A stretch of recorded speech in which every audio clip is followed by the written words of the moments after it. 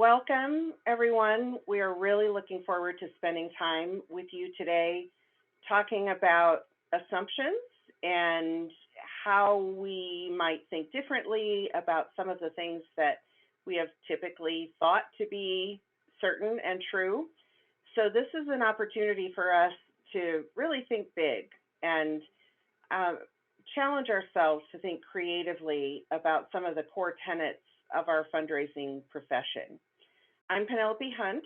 I'm a senior consultant and managing principal at Marts&Lundy. And I'm delighted to be joined today by three wonderful thought partners, Morgan Dudley, Peter Hayashida, and Jonathan Agri. And I want to kick us off by asking each of them to introduce themselves and tell you a little bit about themselves. Jonathan, why don't you get us started? Hi, everybody. Jonathan Agri. I am the Vice President at the University of Cincinnati Foundation and UC Health. I've been in the nonprofit space for a little over 10 years. I've really had three careers, spent a decade and change in the sports television world, spent another decade and change in tech startup and business development and sales. And now this is the third part of my career in nonprofit, primarily in the health and medicine space. And excited to be here today.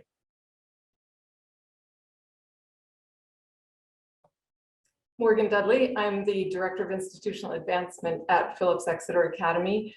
I've been in nonprofit fundraising for education for over 30 years. This is my second tour of duty at Exeter and spent about 20 years in higher education at the University of New Hampshire. And it's great to be here. Peter Hayashida. I'm the fairly new consulting partner at Marts&Lundy. I stepped down last year after 12.5 years as Vice Chancellor for University Advancement at the University of California, Riverside, where I oversaw alumni relations, development, advancement services, and communications and marketing for the campus.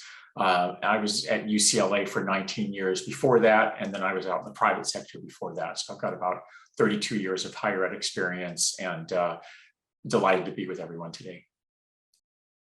Well, thank you all for joining us, both our panelists and our attendees. If you are in the audience today and would like to ask a question, you should be able to see a Q&A box on your screen. That's the place to put your questions. And after we've talked about a few things, we will begin working through those. So feel free to leave your question anytime, starting now.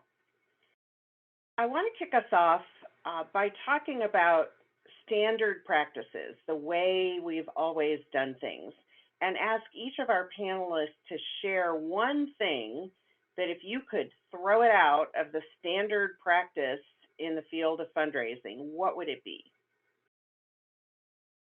Jonathan, how about if you kick us off? Yeah, happy to do that, Penelepe. Thank you very much. And again, welcome to everybody joining today. For me, it would be annual fund physical appeals. It's an area that hasn't really changed since the mid-1970s. The cost is extraordinary. The acquisition is just less than a third of a percentage point typically. And there's just so many new technologies today as we really look on the digital space that we can just do that more efficiently and have better success in doing it. So that would be for me the one thing that I would throw out there, as we could get rid of that, and I'd be quite happy doing so.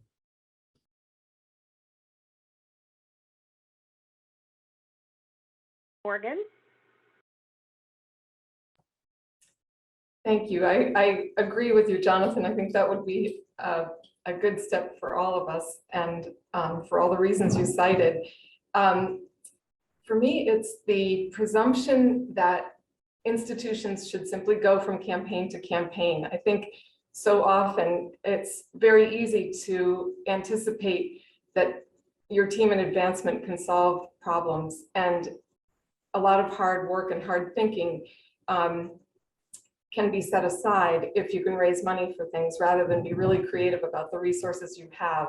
And that puts the fundraisers in a very challenging position. I think the more thought and strategy and vision that goes into preparing for a fundraising effort, whether it's a comprehensive campaign or a specific focus, the more successful it will be. And I think it's just become very automatic and expected that as soon as you end one campaign, you start the next one.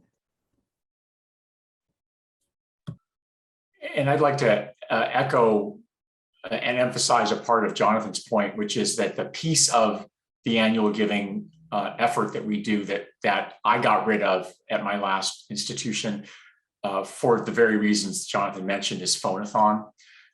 Nobody has landlines anymore. Everybody has caller ID. We have a whole generation of alumni coming up who don't actually talk on the phone. They prefer to text, or they prefer to message. They prefer to do other kinds of things. So I do think that that's one of those things that when I've had conversations about this with other chief advancement officers, the response I get is, well, we do it because it works. And everybody hates it, by the way. And they'll give us $50 to get us off the phone, but they won't, that's not actually engagement. So I think that's one piece of it, and sort of an extension of that. That's it's not really an annual giving thing, but I also feel like in the 30 years I was in advancement, the emphasis on using events as fundraisers, the ROI on events is fairly low. The effort is very high.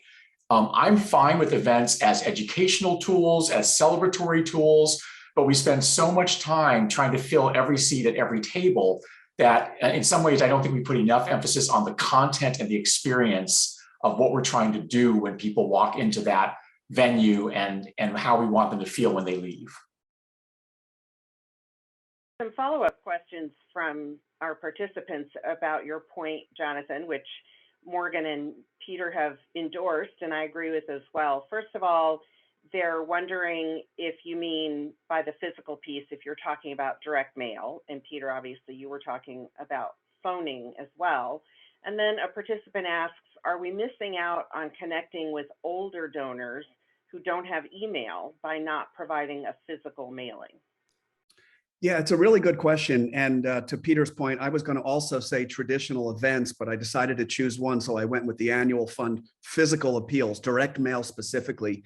And you're looking at, once you've got your artwork done, you've got the actual piece ready, depending on the size, the colors, what you're going to do, you're at a minimum of 48 cents per piece. You send out 100,000 pieces of mail, you're just about $50,000. If your return is 1/3 of 1%, your acquisition, and you're looking at a traditional $5 to $15 check coming back, you would have to literally have a 7.5% hit rate to be able to just break even. And so that's really where I'm talking about there.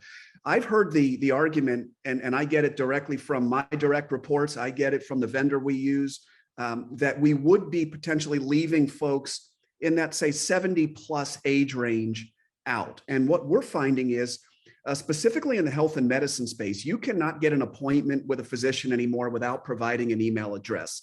So with that, we've already collected that information. And the other thing that happened, one of the real positive things of COVID that's happened in the last couple of years, is that older Americans have become very comfortable with technology, doing what we're doing right now, being able to FaceTime with their grandkids or whatever that might look like, jumping on a webinar. And we have found the engagement in that 70+ when we do webinars to be a higher hit rate today than it was pre-COVID. And we just think it's the way people have been adapting to technology. And I think it's here to stay. And I quite frankly don't think it's going back. So I really do feel that's where the shift needs to happen, and something we should be talking about more openly. And since I talked a little bit about this, I would say that I favor a very focused, highly segmented mail program. That is to say, the people who like to give by mail should be able to give by mail, but the big blasts to the whole database of direct mail are a waste of time. I also feel like we need to find opportunities to piggyback on existing places for people who like to give in that way. So we do a stitch in the magazine. So everybody gets the stitch in. If they want to use an envelope, a physical envelope, they can use a physical envelope. My mother won't use her credit card online, but she'll pull the little envelope out of the magazine and put a check in there. So I think we can continue to accommodate that group without wasting a ton of resources on efforts that have such a small return. Thank you. So you each mentioned how long you've been in the nonprofit world, and it it varies across your experiences. What would you say, each of you, is the biggest change you've seen in the field since you started? And Peter, this time we'll start with you. Yeah, thank you. And it's interesting. I was thinking about this in the context of sort of new ideas. I sort of have the philosophy that there's no such thing as a new idea. It's a recasting of someone else's idea in a better way. But when I entered the profession in the early 1990s, I would say I heard a lot of discussion about the art and science of fundraising with much heavier emphasis on art. I do think there's been an embrace of analytics that has been very healthy for us. Looking at the response rate on an acquisition, for example, is something that we wouldn't have necessarily thought of. We would have just sent the mailing out and we would have measured it afterwards maybe, but I'm not sure we would have used it for decision-making in the way that we do today. And then the second thing that I've noticed that I think is a move in the right direction is paying more attention to talent management and diversity. These are, I'll talk a little bit more later on, but I think these are two areas that are high leverage points for our profession if we can do it well. Morgan? Well, I think one of the significant changes since I started in the field is that there are more women in leadership positions, which is a very welcome change. And I'm the first woman to hold the position that I have at Exeter, and worked here 30 years ago when all the departments were led by men. And our department is now quite diverse in terms of gender, which is great. And Peter, it's really interesting that you said that about analytics and the science, balancing the science and the art of fundraising, because in my first experience at Exeter, it was very heavily weighted toward the art. And it's exactly for that reason that I ended up going to business school and getting more of an analytical background to bring back into the nonprofit world. And it has changed significantly. And I think that's a really important development. I mean, we all have limited resources and want to know that we're dedicating them to things that work. And so the type of analysis that you're talking about, Jonathan, is really important. Yeah, and I'll just add that, I think I'm the one that's been in this field the shortest at 10 years. And I came out of a publicly traded that started as a tech startup, business development, running the sales group.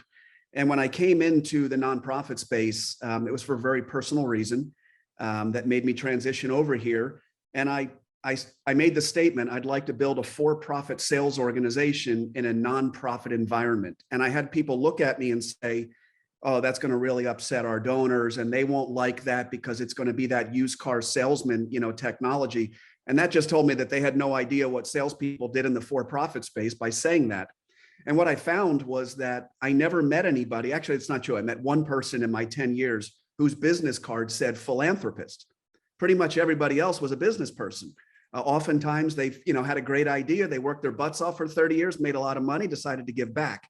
And so being able to work with business people, I never met a business person that was really comfortable wasting time.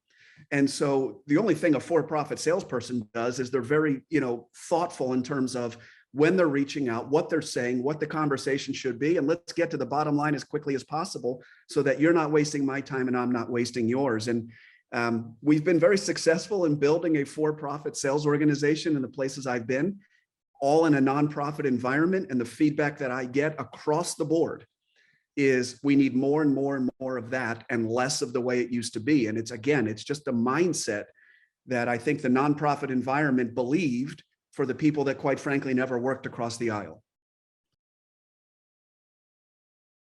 Well, as we think about fundraising evolving with our donors and constituents as they evolve, the world is a different place than it was even a few years ago. What is something new that you would like to see fundraisers try or incorporate into their work with donors? Morgan? This is such an interesting question. And I think one of the things that it made me think about is the fact that people who go into this field, no matter what type of industry they're working on behalf of, whether it's healthcare or the arts or education or the environment tend to care about the other areas. So if you work in educational fundraising, you probably care about healthcare and the arts and so on. And so I think in order for our gift officers to be as compelling as we want them to be, I think just having a broad awareness of all the things that our donors and that they care about, and to be as educated as possible. We're in an environment where our country is so divided, where people disagree in ways that are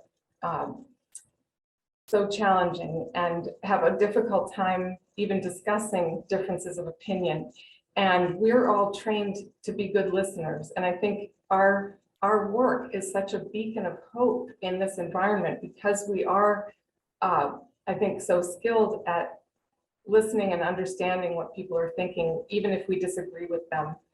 So I think in that sense, our work is more important than ever. And the collaboration between us across industries is really important for the future of humanity.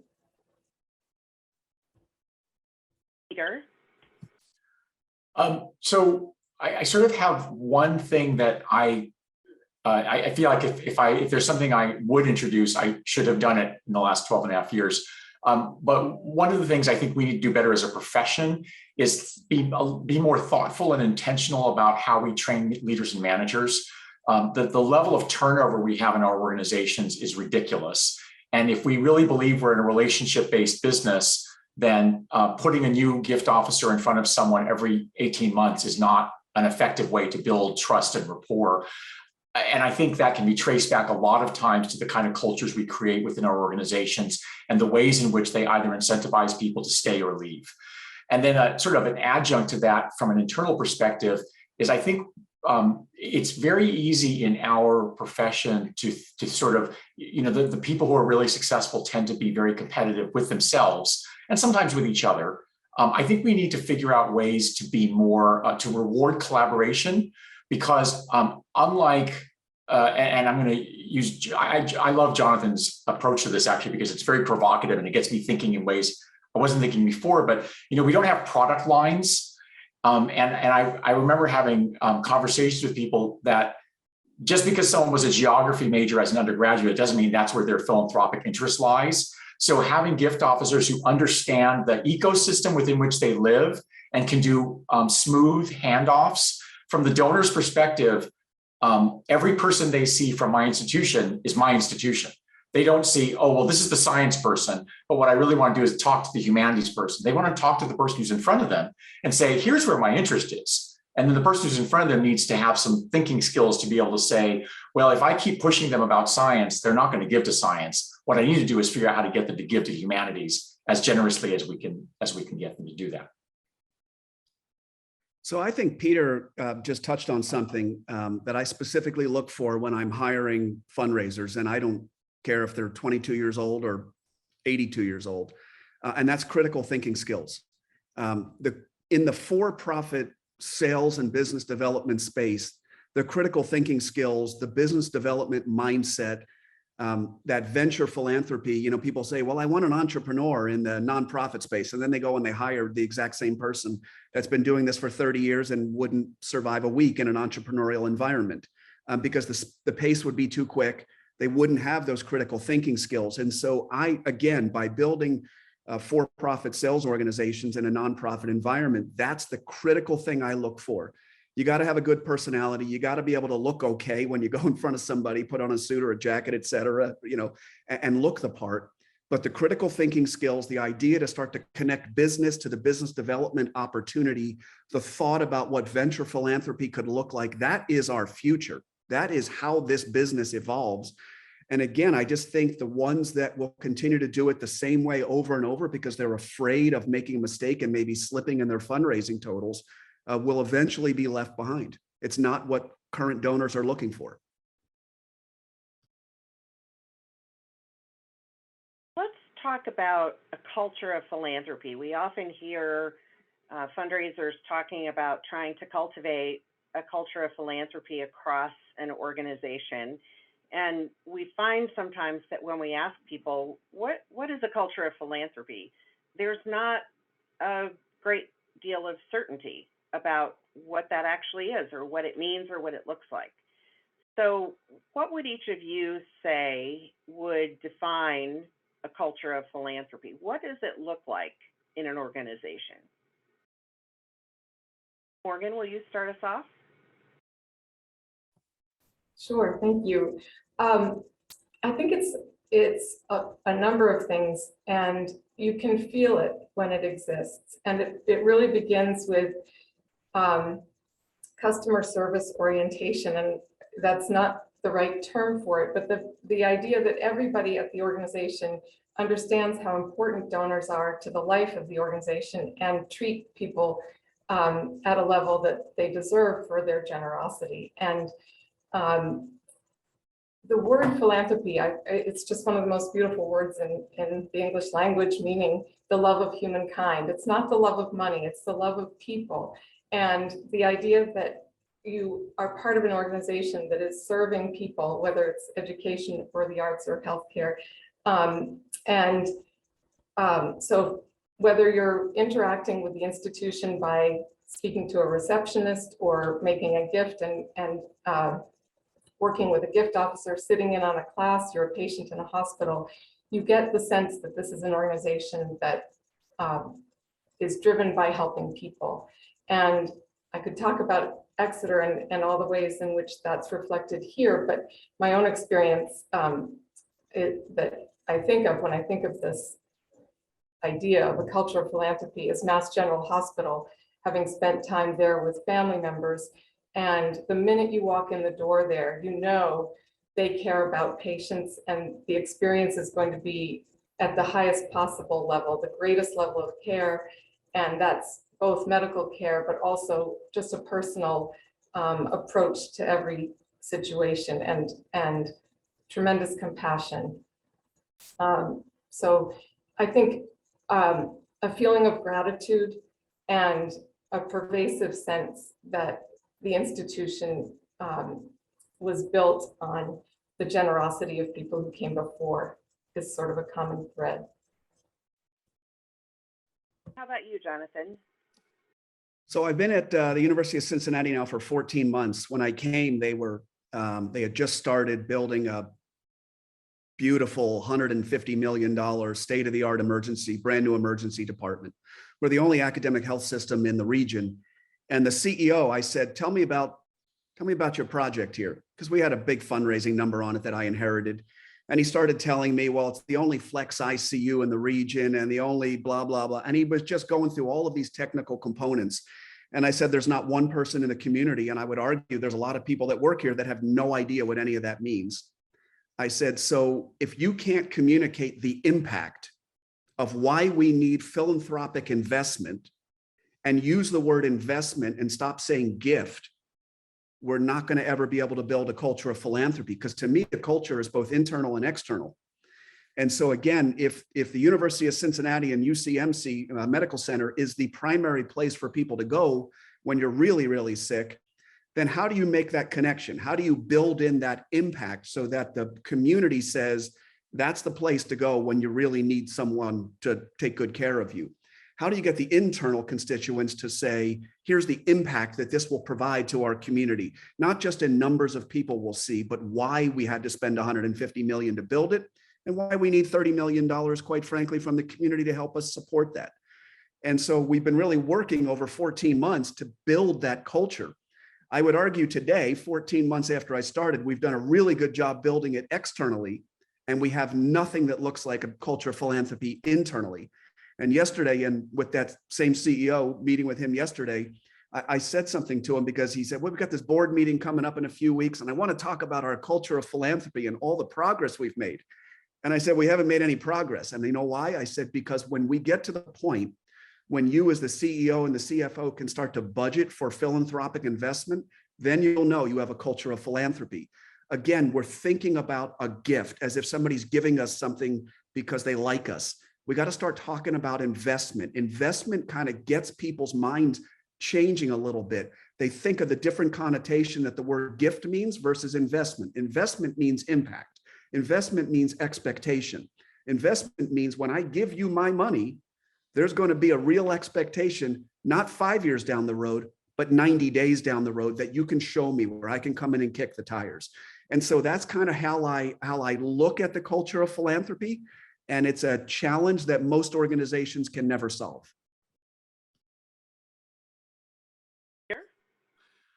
Yeah, so when I've talked with my team about the culture of philanthropy, I try to frame philanthropy in its broadest sense. That is, we've always talked about gifts of time, talent, and treasure.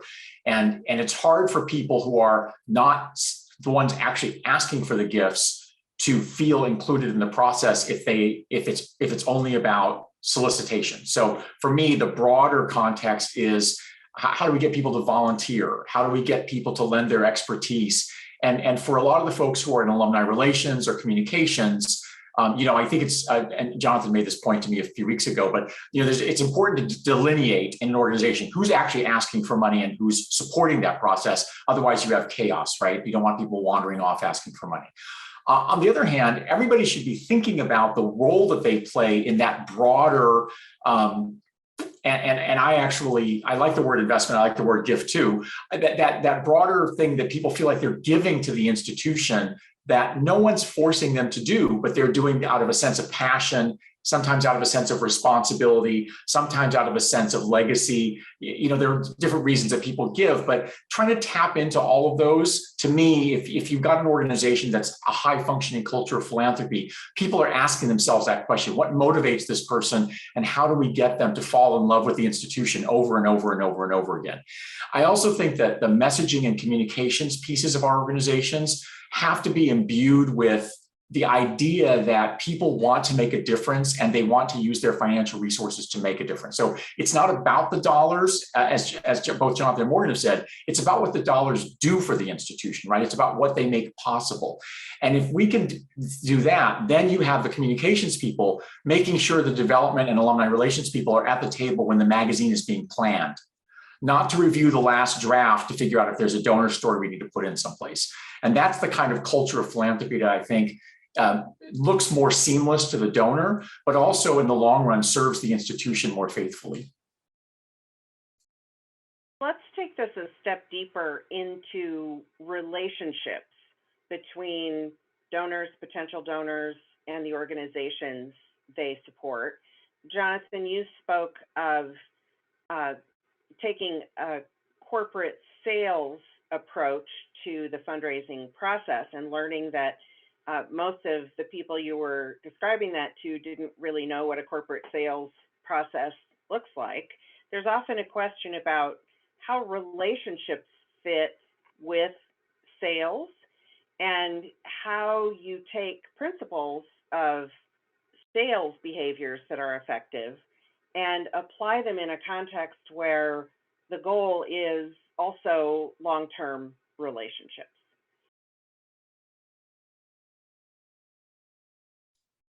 So I'll jump in on that one. Thank you, Penelepe. And I talk about those relationships. That is the fundamental foundation of everything we do. If it's not built on trust and respect, you're going to struggle no matter what industry you're in. The reason why I made the comment about the for-profit sales place and you can't do that in the nonprofit space was that every single sale I ever made was made based on relationships built on trust and respect, that what I was selling you was going to help you do something that you were specifically trying to attack. And so once you build that effective relationship, it allows you to then go back, make another sale, create relationships, build something that actually feels very different than a kind of a dry or a dark sales process. And so that's exactly what I look for. I'm looking for people who are very good at having a relationship that is a conversation that is built on trust. And I had somebody just in the last few weeks say to me, what do you think makes an effective gift officer? And I said, I'll give you one word: curiosity. You as a gift officer have to be curious. And that means that I can go play golf with a donor or a prospect, and I'll have a great time playing golf. And I don't care if they're a scratch golfer. I'm a 16 handicap. We'll have a great time doing it. I can go sit at a bar and drink scotch or bourbon with anybody out there. I can also sip wine with them, or I can go have lunch with them. And then I can have any conversation because I think I'm genuinely curious. I read a lot. And so I can talk about history. If you want to talk politics, people say, oh, don't talk politics. Why not? If that's what they want to talk about, let's have the conversation. It doesn't mean you're going to be, antagonistic in that conversation if you disagree. But it's good to understand the people you're working with. It allows you to build that trust and respect.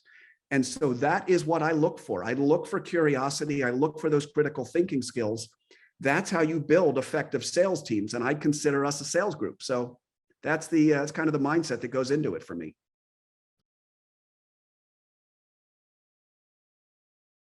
So how are relationships with donors changing in your view as we see a younger generation of billionaires starting to make their philanthropic impact in their 40s and 50s, as opposed to the traditional assumption about the prime giving years being in the later parts of life? What do the donors of the future, the major donors of the future, want in their relationships with our organizations? Morgan, what do you think about that? I think Jonathan stated this very well just now when he was talking about investment and impact. I think younger donors really want to see in very specific terms. They are no longer sort of giving out of a sense of loyalty and in an open-ended way and trusting the institution to do what's best for whatever type of institution it is with their gift.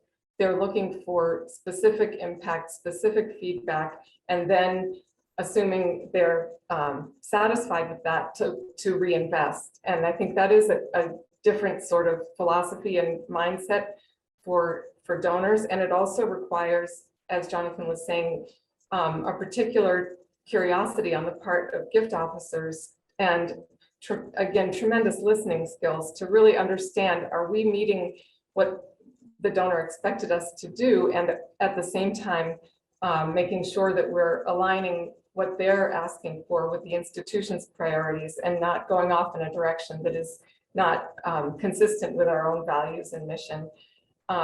And what Peter was saying about turnover in the industry, I think is so important right now.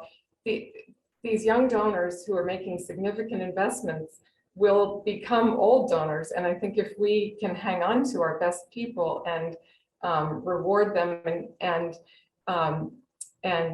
nurture those relationships, there's nothing more fulfilling. Peter spent 20 years in his role. I was at UNH for 18 years. To see somebody at their 30th reunion and again at their 50th reunion, and to think about that arc of support and the growth of the programs that they may have envisioned many years ago is so deeply rewarding. So I think as a professional, there's tremendous benefit to building those relationships with younger donors and staying the course. And Penelepe, some of this is out of our control, but I think this changes the kind of academic leaders we need to partner with. One of the things I've found with some of these young entrepreneurs is they want to brainstorm, right? They want to have conversations that excite them and get their juices flowing. And if you have an academic leader who says, this is the little box in which this is my wish list for Christmas. And if they want to fund any of these things, I'm happy to take a check, but if not, have them go talk to somebody else. That's not going to get a transformational gift out of a young entrepreneur because they want to feel like they're part of the creation. And I think Morgan's caution is very wise, which is you can't let that pull you off the track of your core mission, your core values, the purpose that you have as an institution or an organization. If your dean or your chair can talk in terms that, to Jonathan's earlier example, that are accessible so that someone knows what they're actually talking about, and also exciting, but provide some space for the donor to say, well, I wonder what it would do if we made this better or made this easier. Then you can have a conversation that might get them to be the lead donor on a big project where they'd want to then go out and get their friends to invest. And that's the kind of thing I think we didn't necessarily have to do 50 years ago when people would write us a check and say, do good things. Yeah, the only thing I would add to those two, I'm sorry, Penelepe, I just wanted to add just 2 seconds what Morgan and Peter just said. The days of unrestricted giving are over. the days of younger audiences or younger donors saying, I'm going to give you that check and you're going to just be such good stewards of it, that I'm confident and I'll just keep giving it to you. That's over. It's what's the impact I'm going to make? What's the real-time return? Is the project shovel ready? Because I want to solve a problem and I want to solve it right now. And I think if we can meet them at those positions, and it's going to be a seismic shift for some organizations, we'll be really successful in really kind of cultivating those folks so that they become, our young donors become our old donors. Right. It takes a lot more work and brain power to figure out where you have an overlap between what your organization is trying to accomplish and what the donor has as their philanthropic priorities. And if you put the time and energy into that, it really pays off. But that is certainly not the old school of fundraising where the institution says, these are our priorities, fundraisers, go find donors for them. That's where the magic happens. It's the most fun thing there is. Yes. We've talked several times here about the role of the fundraiser, the development officer, and the challenge of finding and nurturing the best talent and keeping that talent in our organizations. What are some of the incentives that you feel are effective in keeping people within an organization for a long period of time? I'd love to start with that one, Penelope, because when I was at UCLA, one of the things that I experienced was walking into a room of colleagues. And when I start by saying I'm from UCLA, people pay attention. They want to know, what's UCLA doing? And then after I get done, there's a sort of sense of, well, of course UCLA is doing that because they have all the money in the world and they just throw money at it, which, by the way, isn't true. But when the UC Riverside opportunity came to me, I remember thinking to myself, what would it look like to be in a place that wasn't as well resourced, but that still had an obligation and a responsibility to the community around it? And so when I went to UC Riverside, I remember having a really candid, blunt conversation with my team to say, we cannot afford to compete on money with Stanford and Michigan and Virginia. We just can't do it. We don't have the resources to do it. We have to compete on culture, right? We have to have the kind of culture where people say, someday I'd love to work in a place like that. Now, certainly there are absolutely people who are motivated by different factors, and some people are motivated by money, some people by connection, some people by purpose. I needed the ones who were motivated by the mission, because the work that we do is just too hard to, we couldn't afford to pay them, the ones who were motivated solely by money. And frankly, if they were motivated solely by money, they probably wouldn't be a nonprofit. But so we built a culture that was really thoughtful and intentional about how we hire. I built in a step to all of our hiring processes where I was the last stop, because I wanted to do a quality check to make sure that we were still bringing in the kinds of people who believed first in the right of low-income, first-generation students of color to get a world-class education. Because if you believe in that, you will work really hard to learn what you need to learn to be effective and successful. And you know that there's a lot at stake. I wanted to make sure we started asking questions at the very beginning about what is your long-term goal for yourself? Where do you want to be? What do you want to do? And how can we help you get there in the context of looking at the gap between the skills you have now and the skills you're going to need for that, whatever that next job is, and how do we expose you to those kind of things to make you more valuable to us or to another organization? That's sort of our service to the profession. And then third, really being mindful about the transparency of what the expectations are. This is what we expect from you. These are the kinds of things you're going to need to do in order to get to the next level in your career. It's not a checklist. It's not a promise.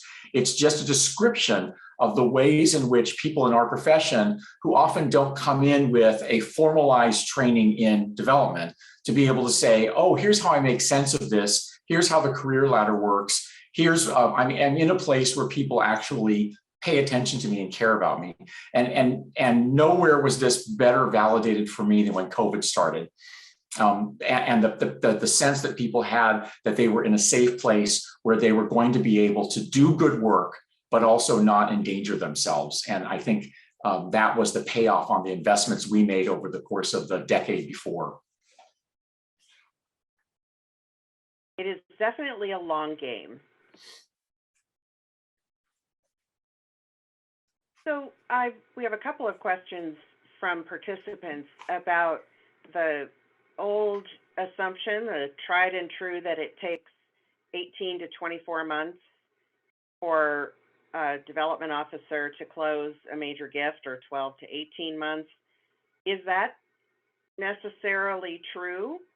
And if not, what's different than the time when that was a common experience? I'm gonna jump in on that one because you made me smile, Penelepe.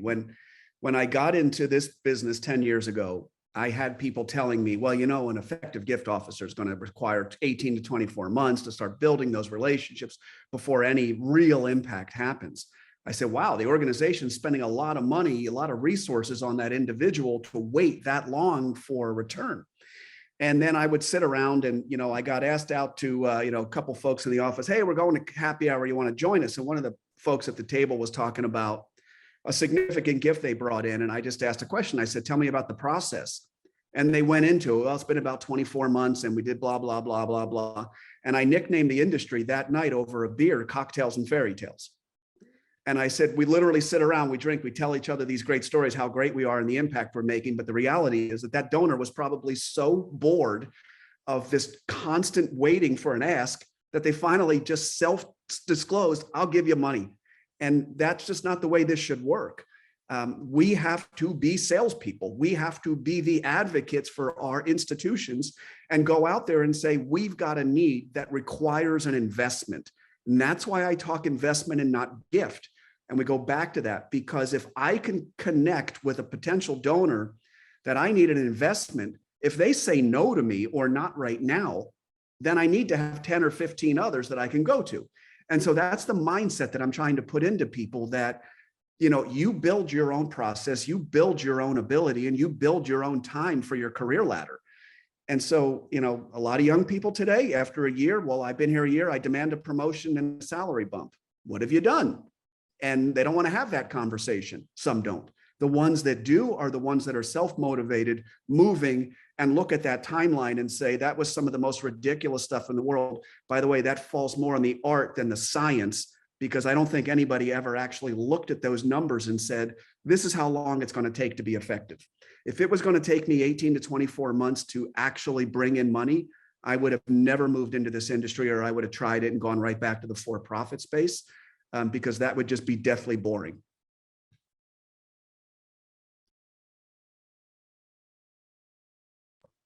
I think I might see this a little bit differently, and maybe it's just having been in this field for a long time, but I think the most effective gift officers are the people who are so good at listening and who are able to pick up on a donor's time frame. And I know a lot of people can, in a short period of time, solicit gifts, but are they really taking the time to bring that relationship along to the point where they are getting the most optimal contribution or investment from that person?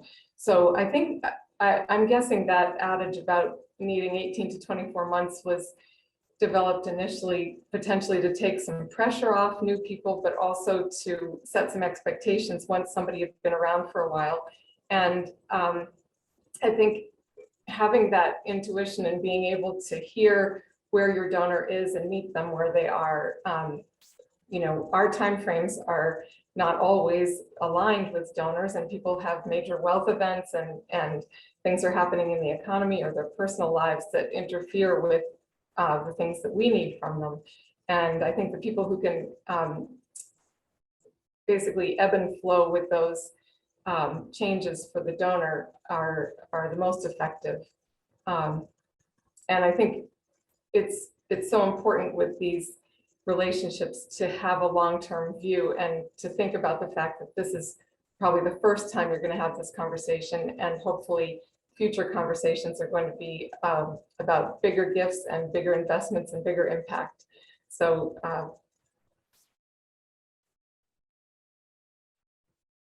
That's all I have to say. Well, looking at this from a different perspective, it's been conventional wisdom that the massive transformational gifts come after years and years and years of progressively larger gifts. Does it have to be that way? Or if our organizations develop really big, exciting ideas, can we go straight to talking about a huge 7, 8, 9-figure gift without taking those steps over time?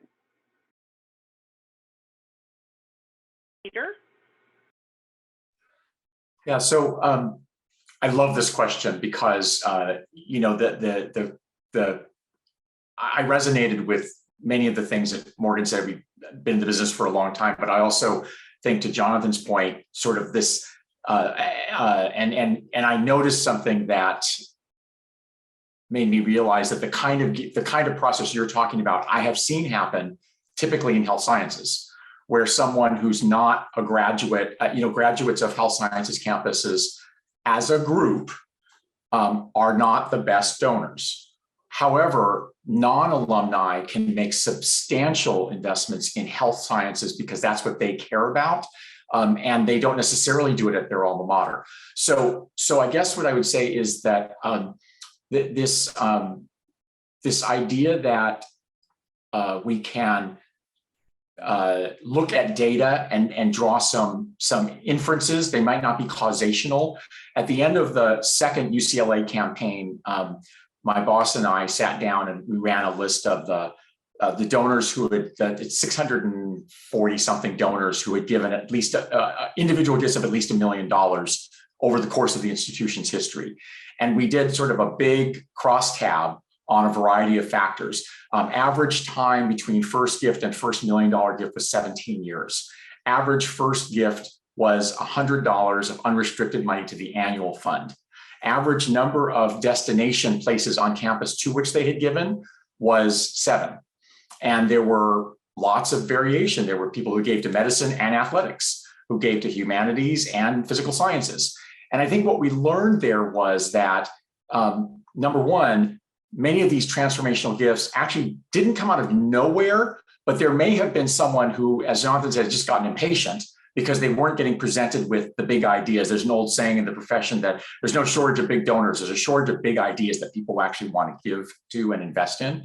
And so I think for us, the challenge is, how do you make the process look like a momentum, an upward spiral, as opposed to every time a new person comes in, you go back to the ground again and you start working your way up. And I think the question that I'm intrigued by is, could that 17-year cycle time at UCLA have been less than that, with a different set of assumptions around how we talk about the institution, how we present gift opportunities, and how we retain staff?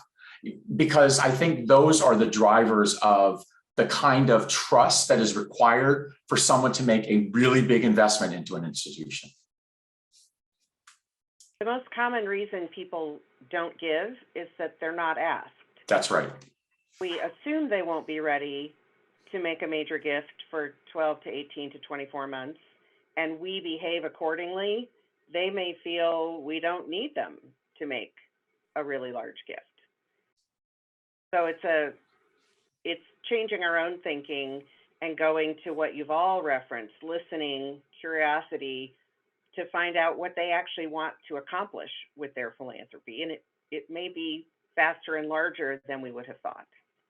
It's also worth noting that the second most common reason, in my experience, that people don't give is because they didn't like the way they were treated the last time they gave. Yes, absolutely. Yeah. We have time for just a couple more questions here. We have many more questions than we have time to answer them. But this one, I think, opens us into some territory we haven't yet talked about today. A participant would like to hear what you think about one of the principles of community-centric fundraising as opposed to individually donor-centric fundraising. The thought that to be effective, fundraising should be grounded in race, equity, social justice characteristics that organizations have with their communities aligned, or is that alignment not a requirement? I don't want to take up all the air here, but this is something I feel particularly strongly about. And the question came from my friend Crystal, who I'm on the same page with a lot of this stuff. I think we always need a range of opportunities for people to give, and that there are people who have been moved by events over the course of history, recent and past, who want to make a difference in their communities, and that providing space for them to do that is something I'm not sure we've always done particularly well, but that I think we should do better so that we don't leave money on the table. But just demographically speaking, I love that Morgan was the first woman to lead the program at Exeter, because I have to tell you that we're a profession that's 3/4 women, but only about half of the advancement programs in the case universe are led by women. And I think that's a problem. The last salary survey Case did show that women are still earning 80 cents on the dollar of men. Within our own profession, I think that's a problem. It's adjusted for experience and other kinds of things. So it's not just a mommy tax. It's a real thing that in our profession, this is a problem. And I also think that if you look at the census projections, right now, there is no racial majority among Americans under the age of 11. And that is inching up. And by 2042, there will be no racial majority in America. And we are not a profession that looks ready to deal with that. We are about 88% white. And we need to think about how we're going to sustain credibility with constituencies who will look at us and say, are they out of step with where the institution is, where the organization is? And frankly, are they out of step with my own lived experience? If I feel a strong sense that part of my giving motivation is that I had a lousy experience because I was a Black student at XYZ University in the 1970s, we are going to need to do a different kind of narrative than, oh, but it's a great place today and you really should re-engage. It's going to have to really speak to you can't gloss over that experience. And so I think this community-based giving is going to look different at different institutions, and institutions are going to have to confront their own histories in order to tailor the right strategy. But for those where it's relevant, I think there's a lot of potential there. We've talked about data today, and particularly the transition from the old way of thinking that it's all art into using data to make it about science as well. What are 3 or 4 or 5 data points that you would recommend that the leader of a fundraising program keep a sharp eye on to be sure that their program is successful? I can jump in and just talk about some of the things that I focus on. And that is, I think too often when I came into this business, I was looking at folks that were reporting to me and kind of digging into their portfolios, looking at their prospect lists, and they would have these portfolios of 150 people in there. And I would say, well, tell me a story. And I would just pick out a name. Well, I don't know that person. I'd pick out I don't know that person. And so you got to start thinking about what is actually doable. For somebody that has managerial experience, they're not getting to 150 people on top of that in their own portfolio to be able to reach out to. So being mindful in terms of what are the right people, not the number of people, what are the right folks that I want to have, and then be able to show me that you've got a pipeline that we can project not just this fiscal year, but at least one additional fiscal year, what I refer to as an out year, so that we can make some standard projections in terms of how much money we think we can raise and how we can grow the program. And again, it's, there's so many different variables that go into this, by school, by opportunity, by style. And then you add in today, we have a Division I athletics program at the University of Cincinnati, as do I'm sure many folks on this call. If you haven't taken a look at NIL, name, image, and likeness, you better start looking at it closely, because we already this year, I'm using a little bit of math in my head, but probably 10 to 12% of dollars that would have come in as philanthropic dollars came in as NIL dollars that are not counted as philanthropy. They're not tax deductible.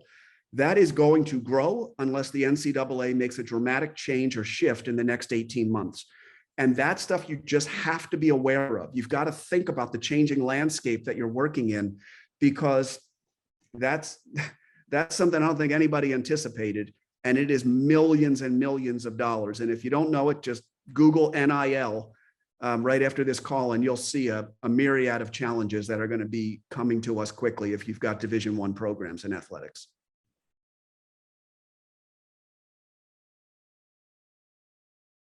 Morgan, Peter, do you have particular data points you like to track? So we have a monthly report that we use with our gift officers that tracks both dollars raised and visits. And during COVID, obviously, this all went out the window, and we were tracking one-on-one meetings where people were visiting in person, and switched over to tracking Zoom meetings and phone calls. And I think this is how these relationships are built. And you're absolutely right, Jonathan, that having a portfolio with too many people in it to actually get to know them is kind of meaningless. But I also think that the money does follow these visits. And so I think actually getting out and seeing people in their homes, in their workplaces, and sitting across the table and talking with them about what they want to accomplish is more important now than it's ever been.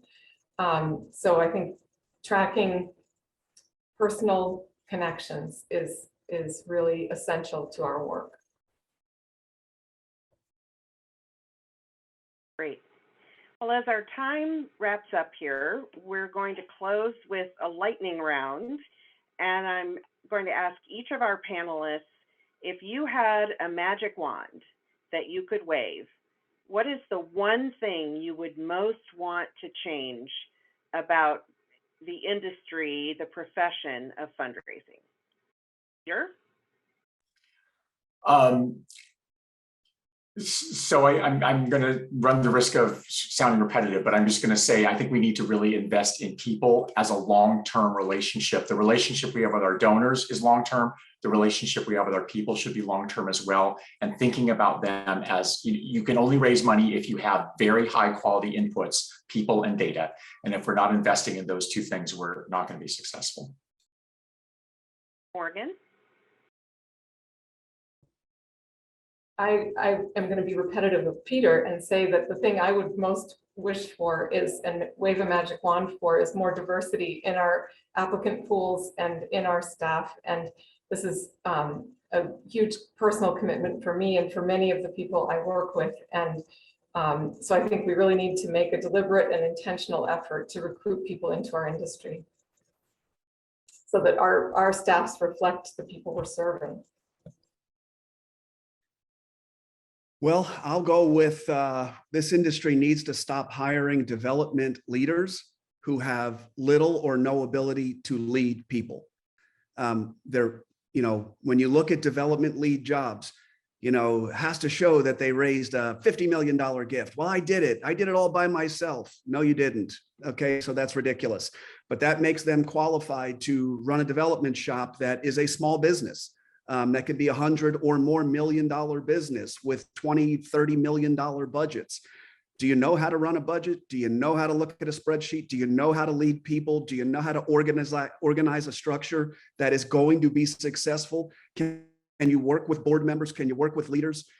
This industry keeps hiring the same people to lead development shops, and people are shocked when they fail. If we start figuring out that we need to hire leaders who know how to lead an organization, you'll see productivity dramatically increase.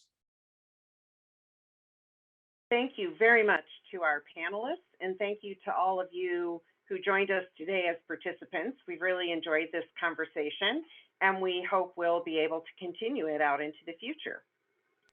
Thank you.